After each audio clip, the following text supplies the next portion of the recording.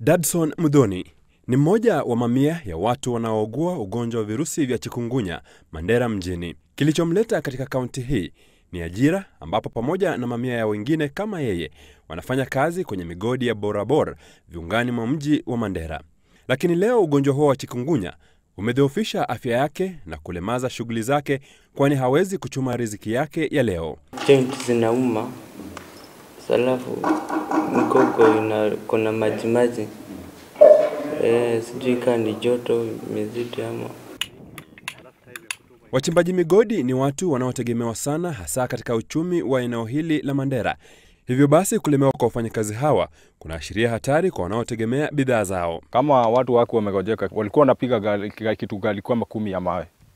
Lakini sisi watu wawojeke, unakuta watu wanapiga kama gali 3, gali 2. Juu watu wamepunguka, wameenda hospitali, watu wengi walikuwa wamelala kwa nyumba. Athari za ugonjwa wa chikungunya ni nyingi sana kwao hapa.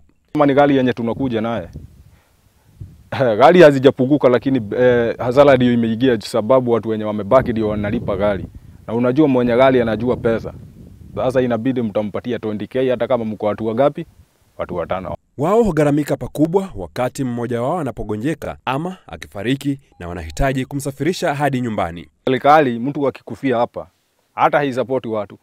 So hatujainform watu, hatujawaambia hata kama ni kolera. Kitu yenye sisi kwanza tunaangalia sana ni kwanza mtu afika nyumbani kwa ili asiko karibu na watu wao.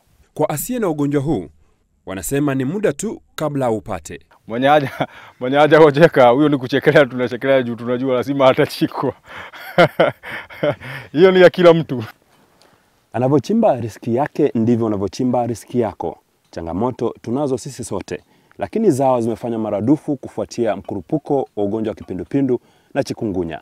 Jamaa zao wanaposikia taarifa kuhusu hali ilivyo hawapati utulivu. Serikali ya kaunti na taasisi zingine vilevile zinahisi makali ya magonjwa haya ambayo yamelemaza shughuli. Wafanyakazi wa umma ya kaunti ya Mandera wameathirika asilimia 50.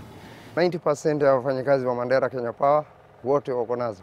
Philip Murutu, Citizen Nipashe kutoka kaunti ya Mandera.